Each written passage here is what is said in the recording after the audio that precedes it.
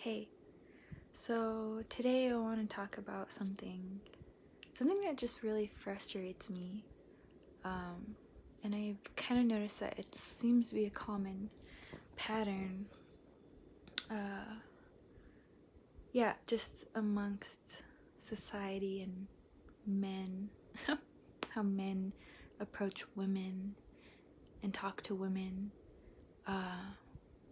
Just really tired of men approaching me in a sexual way, like right off the bat. Not even trying to have a conversation with me. Not even trying to get to know who I am or anything. It's just like sexual blah, like your body blah. And it's like, okay.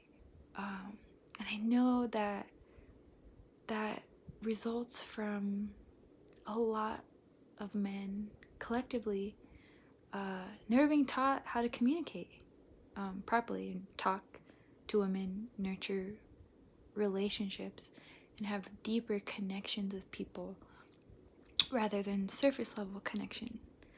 And that's just something I've been noticing a lot, especially during these times. Everything is there's more focus on the digital world and socializing that way, and all these apps, right? All these dating apps. Yeah. Um, and it's really frustrating that is still a problem, and also just the objectification of women, which has been going on for a long time. Yeah, but it seems even more rampant now. There's just so much focus, I think, unnecessarily on the external, the surface. What do you have? What do you look like? And then that's it. People don't try to go deeper than that. Not everyone. I mean, I know there's people out there who are capable of this, but I've just been noticing that a lot of men still don't know how to talk or approach a woman or even express their own emotions in a safe and healthy way. Even if you provide that safe environment for them, it's going to take time for them to adjust and feel comfortable because it's not their normal. They're not used to it, especially, depending on different life circumstances and how everyone's grown up and what they saw growing up and what kind of role models they had, the men in their family, how did they show them? And you get that programming, and then it kind of subconsciously leads your life until you realize what's happening to you and why you're not having deeper relationships with people and connecting on a soul level, which I think is really needed here on Earth.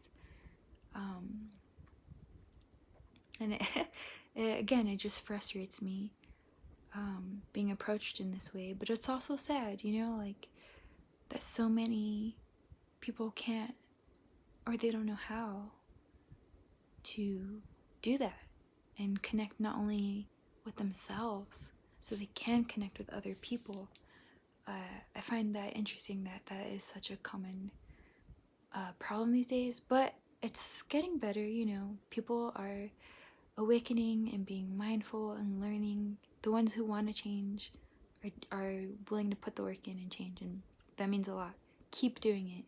If that's you, if you're a man watching this and you know that you've struggled with these things and you're choosing to make changes, keep it up. Keep up the good work, because that shit really matters, okay? It really does. And it really makes a difference in this world. And I just want to say to anyone, like, even if you are struggling with these things, like, you're not alone. And it's not entirely your fault that you might have these programming, because it's all like learned behavior and accumulated experience from whatever you've had to go through but there's a way out of it. You're not stuck there. You can always learn and grow to communicate in different ways and approach things in different ways for your own soul growth. And I just want to say too, it's like at the end of the day, it doesn't matter what you look like or what things that you have, how much money or any of that. It's about who you are in here. Who are you being out in the world? What are you doing, you know? And what is it that you're trying to create in this world? And I know it's getting better, slowly and surely. But I just want to hold space for this topic and this conversation. And just hopefully help each other out, you know? Like, I know also too, it can be hard to talk about your feelings. It puts you in a vulnerable place.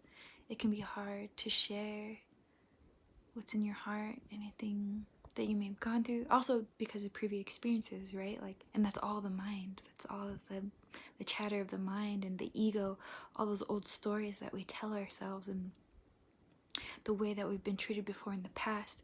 Then we might get afraid that it might happen again. And so all these things, right?